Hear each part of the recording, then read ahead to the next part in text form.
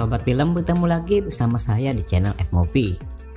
Dan pada video kali ini kembali kita akan membahas salah satu alur cerita film yang tentunya sangat menarik untuk kalian tonton. Dan film yang akan kita bahas kali ini berjudul Kongo.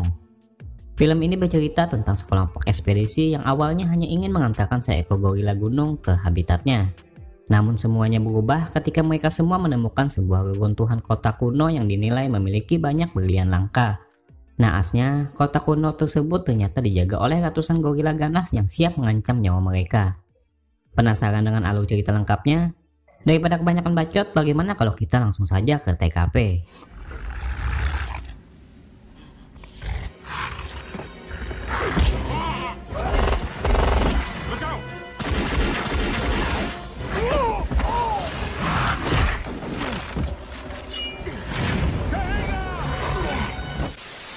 Pada awal film diceritakan seorang pria bernama Charles dan kelompoknya yang berasal dari perusahaan Tropicom sedang melakukan ekspedisi pencarian batu berlian biru langka di sebuah gunung vulkanik yang berada di negara Kongo. Dikatakan batu biru tersebut dapat menghasilkan sebuah laser komunikasi revolusioner terbaru.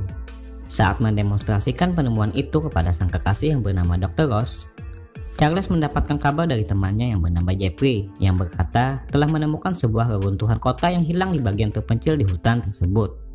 Namun naasnya, setelah sampai di tempat itu bukannya harta karun ataupun kota emas yang mereka temukan, mereka berdua malah bertemu sosok monster yang menghabisi mereka berdua. Merasa tak ada kabar, Dr. Ross memantau mereka semua dengan sebuah kamera satelit yang terhubung dan kemudian menyaksikan sebuah pemandangan yang begitu mengerikan. Nampak paraku tersebut semuanya terlihat telah koit di tangan seekor monster yang mirip seekor gorila.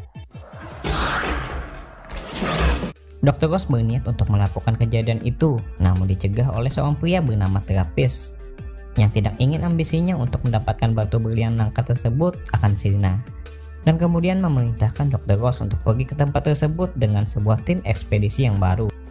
Find out what happened to Charles. Tell me you love your wives, I will make you sorry. That's a promise.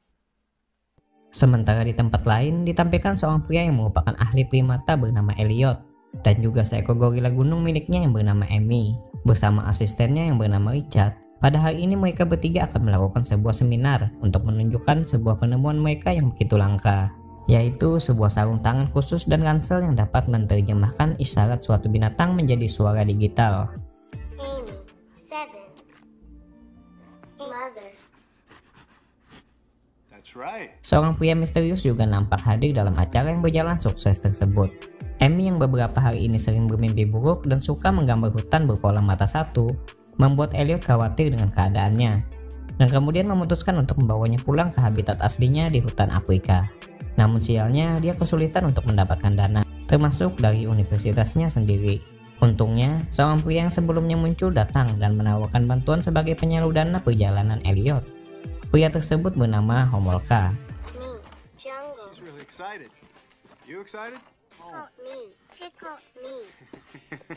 Dan setibanya di bandara, Elliot bertemu dengan Ross.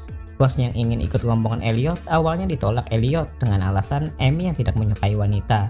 Namun setelah dia mendapatkan kabar bahwa Homolka ternyata tak sanggup membayar semua dana penerbangan tersebut, Elliot pun tak ada pilihan lain selain membawa Ross yang siap membayar sisanya. Perjalanan pun akhirnya dimulai. Di dalam pesawat, nampak Amy tak begitu menyukai Dr. Ross. Namun untungnya dapat ditenangkan oleh Elliot. Malamnya, Dr. Ross menanyakan seputar alasan Elliot yang menciptakan sebuah alat komunikasi untuk gorila tersebut. Namun hanya dijawab Elliot dengan begitu santuy. Besoknya, pesawat mereka akhirnya tiba di Afrika, tepatnya mendarat di sebuah negara bernama Uganda. Di tempat ini mereka bertemu dengan pengatur ekspedisi mereka yang bernama Eddie.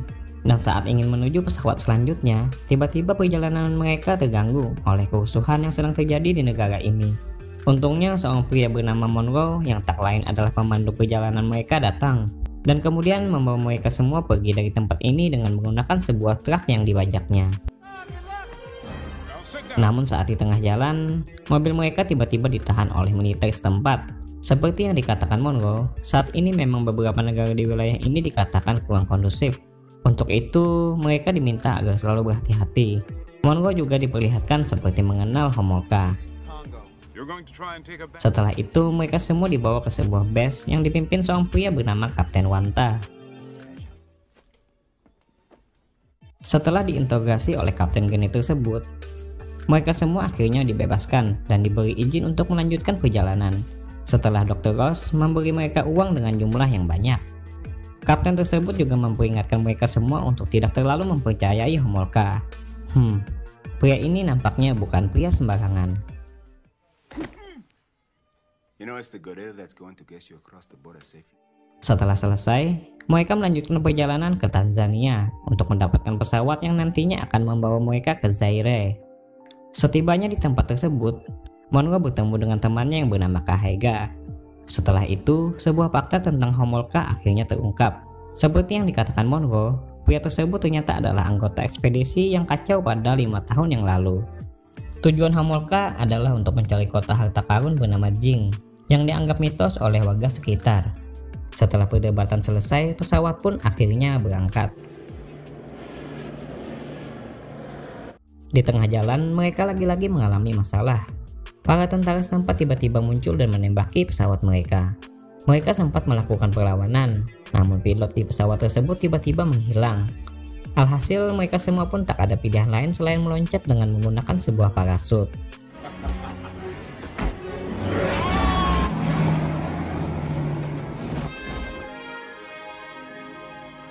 Setelah mendarat, mereka semua berkumpul dan kembali melanjutkan perjalanan.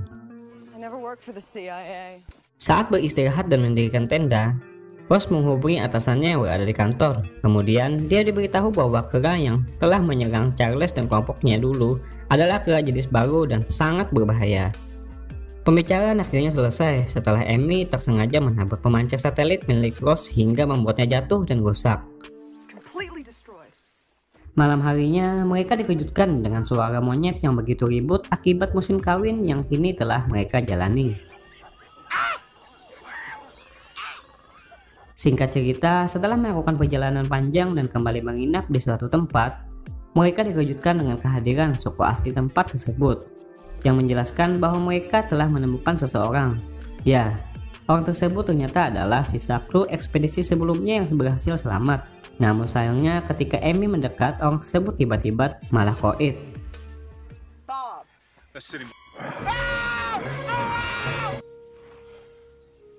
Mereka kemudian melanjutkan perjalanan dengan menggunakan perahu.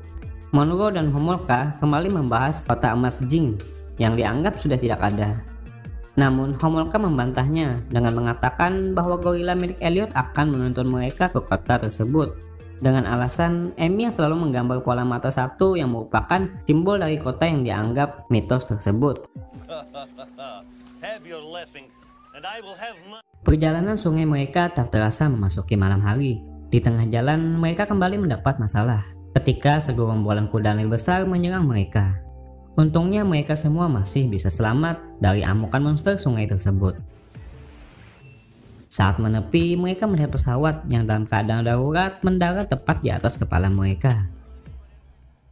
Besoknya, setelah selesai beristirahat, mereka kembali meneruskan perjalanan dan tiba di sebuah hutan hujan. Di tempat ini, mereka menemukan pesawat yang sebelumnya mereka lihat, kini telah jatuh dan juga hancur. Pesawat tersebut adalah tim ekspedisi baru yang dikirim terapis untuk memantau keadaan Dr. Ross. Setelah itu, mereka bertemu dengan sekawanan gorila Silverback yang menghadang perjalanan mereka. Gorila tersebut nampak tak menerima kedatangan Amy yang ingin berteman. Singkat cerita, mereka akhirnya berhasil menemukan sisa-sisa camp milik ekspedisi sebelumnya yang dipimpin Charles, yang kini hanya tinggal puing-puingnya. Merasa tak menemukan keberadaan tubuh Charles dan kawan-kawan, Ross dan yang lainnya pun kembali melanjutkan perjalanan. Apa yang diimpi-impikan Homolka ternyata benar. Mereka semua berhasil menemukan keberadaan kota yang dianggap mitos tersebut. Alhasil, Homolka pun dibuat kegirangan. All my life, it is the same. Mereka semua memutuskan untuk masuk ke dalam kota tersebut lebih dalam. Namun, tidak bagi Richard, Amy, dan 2 orang lainnya. Mereka malah berpisah untuk menunggu di luar. Di dalam, mereka menemukan beberapa huruf hieroglif yang sepertinya hanya dimengerti oleh Homolka. Sementara di luar, Richard dan yang lain yang menunggu dikejutkan dengan kemunculan gorila abu-abu yang tiba-tiba menyerang mereka.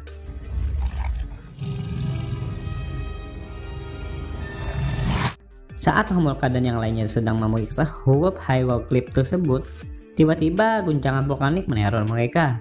Setelah itu, mereka dikejutkan dengan kedatangan Richard yang sekarat dan kemudian koit, akibat dari serangan gorila ganas yang kini juga datang menyerang mereka semua.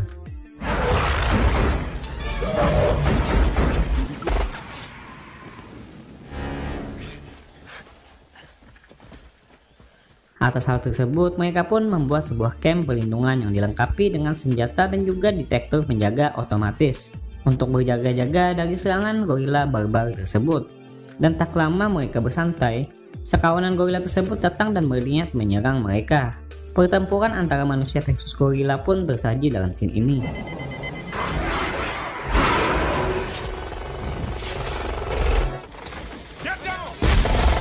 Besoknya, Homolka, Amy, dan beberapa orang lainnya tiba-tiba menghilang. Amy ternyata pergi ke tempat sekawanan gorila untuk berteman.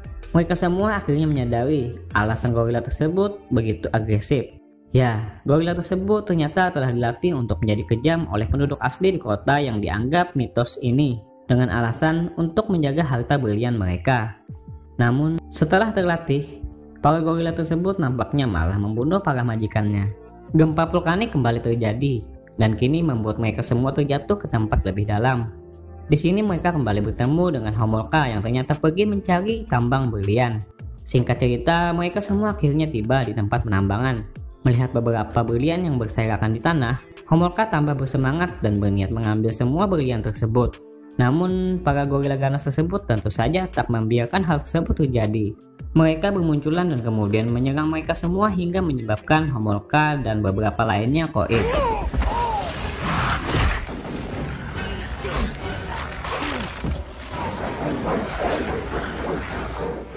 Ross dan Elliot yang dilindungi Monroe masuk ke dalam bagian dalam area tambang dan menemukan Charles yang telah meninggoy, sambil memegang batu berlian biru langka yang terapis cari. Keadaan semakin gawat akibat dari erupsi gunung Merapi yang semakin di puncaknya. Belum lagi Elliot yang berhasil dikepung oleh sekawanan gorila barbar tersebut. Untungnya, Amy tiba-tiba datang dan menyelamatkannya. Sementara itu, Ross akhirnya berhasil merakit senjata laser miliknya yang dia kombinasikan dengan batu berlian biru yang dia ambil di tangan Charles. Hasilnya tentu saja sungguh luar biasa. Beberapa gorila tersebut berhasil dia tumbangkan dengan begitu mudah. Di waktu yang bersamaan, Gunung Merapi tersebut akhirnya meletus dan menyembuhkan lava yang begitu panas. Melihat hal tersebut, Ross dan yang lainnya langsung kabur. Namun tidak bagi para gorila tersebut. Mereka terkepung dan kemudian koit. Di bawah guncangan gempa yang disebabkan gunung tersebut, Monroe dan yang lainnya mati-matian kabur untuk menyelamatkan diri. Terlihat Elliot dan Amy terkepung dan terpisah dari Ross dan juga Monroe. Untungnya, Ross berhasil menolong mereka dengan memanfaatkan laser di tangannya untuk membuat sebuah jembatan yang terbuat dari batang pohon yang ditembaknya. Mereka berempat pun akhirnya selamat. Setelah tiba di tempat yang lebih aman, Ross meminta Monroe untuk memeriksa pesawat ekspedisi yang jatuh sebelumnya untuk mencari balon udara. Setelah itu, dia menghubungi Travis dengan menggunakan alat yang sebelumnya dia bawa. Dia memberitahu Travis bahwa Charles telah meninggal. Namun, pria tua tersebut malah lebih mementingkan berlian biru yang diincarnya. Alhasil, Ross pun dibuat jengkel dan kemudian menghancurkan satelit Therapicom dengan menggunakan senjata laser yang berada di tangannya.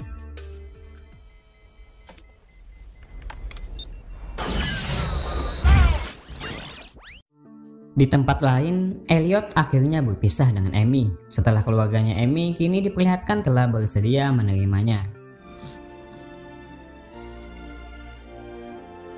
Setelah berkumpul, Gunung Merapi kembali meletus. Mereka bertiga pun akhirnya memutuskan untuk segera pergi dari tempat tersebut dengan menggunakan sebuah balon udara yang telah disiapkan Monroe. Saat mereka berangkat, Ross membuang berlian yang tersisa di tangannya dengan meminta bantuan dari Elliot. Amy yang telah berkumpul dengan keluarga barunya memandang kepergian temannya tersebut dengan wajah yang sedih dan juga bahagia. Film pun akhirnya selesai, benar-benar ending yang begitu menganyumkan. Nah, bagaimana menurut kalian tentang film ini? Terima kasih saya ucapkan karena telah bersedia mampir dan juga menonton alur cerita film yang saya sajikan. Seperti biasa, sampai jumpa di pembahasan alur cerita film selanjutnya. Bye.